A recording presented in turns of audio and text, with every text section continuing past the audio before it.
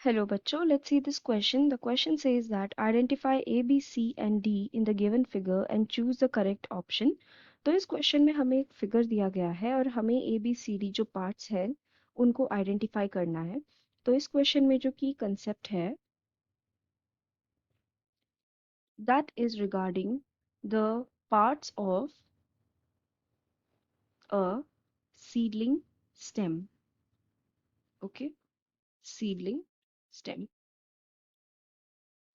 तो अगर हम देखें यहाँ पे तो यहाँ पे हमें ए में क्या दिया गया है। ए जो है दैट इज आवर हाइपोकोटाइल। तो व्हाट इज दिस हाइपोकोटाइल? अगर हम यहाँ पे देखें तो हाइपोकोटाइल ऐसा एक पार्ट होता है जो which develops into the first part of the stem from which the root will develop. ऐसा पार्ट ऑफ द स्टेम जहाँ से रूट डेवलप होगा। या हम इसको ऐसे भी बोल सकते हैं कि अगर इसका नाम हम देखें तो इट इज हाइपोकॉटाइल, यानी कि कॉटिलोडर्न से नीचे वाला पार्ट जो होता है लोअर टू कॉटिलोडन, उसको हम हाइपोकोटाइल बोलते हैं।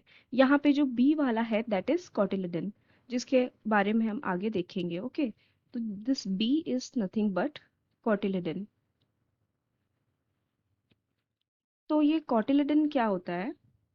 बेसिकली जो एंडोस्पर्म होता है, endosperm, what is endosperm? It is the temporary food supply जो ग्रोइंग प्लांट के लिए प्रोवाइड किया जाता है। It is the temporary food supply.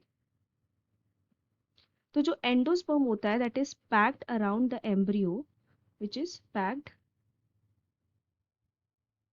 Around the embryo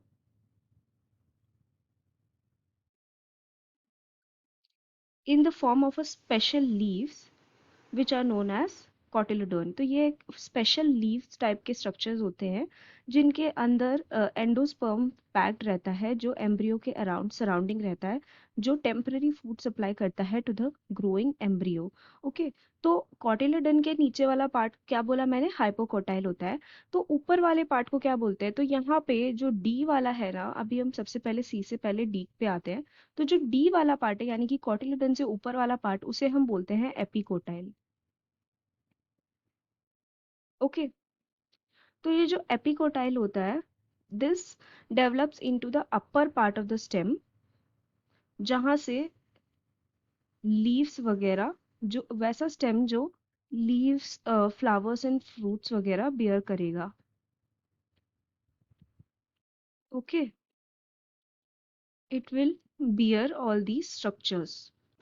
and at last जो सी वाला पार्ट है that is the seed coat. So what is the seed coat? It is basically a protective layer that helps to protect the embryo from injury and also from drying out. Okay, तो A hypocotyl, B cotyledon, D epicotyle, and C seed coat is given in option A.